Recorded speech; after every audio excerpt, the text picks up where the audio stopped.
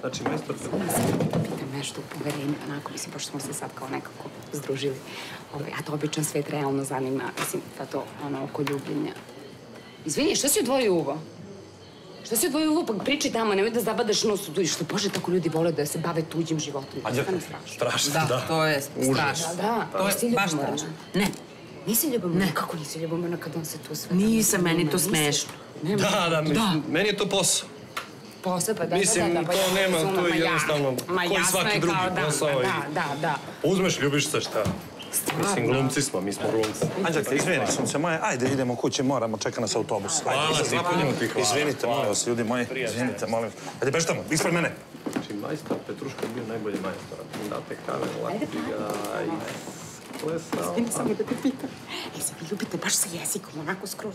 Pa, ponekad. Stvarno? Da. Nemoj da pričam. A čekaj, kako to sad, vi to vežbate, mislim, kako se to zna ko će prvi da krene? Ti se normalno da ližeš čoveku uvo ovde u kafani, dolazi on. Izvinite, molim vas, ljudi moji. Hvala.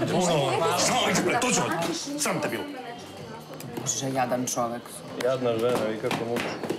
Samo da te pitam, što misliš, da li ja mogu nekad dođemo na neko snimanje vaše? Obavezno, da.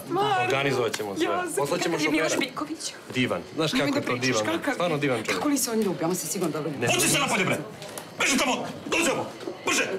Sram te bilo! Beži napolje, bre, sram te bilo ovde, da pravimo ovde probleme ovde. Probu. Molim vas, izvijenite. Važi, okej.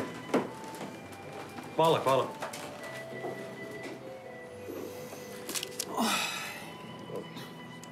Daj mi scenu 5, ajde. Vratio me. Sad je 6.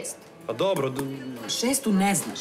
A slušaj, reci mi, je Sigros Bikovićem sad u poslednjemu, jel imate nešto novo raditi? Nisam. Otišao u Rusiju čovjek. Otišao u Rusiju? O, da, je.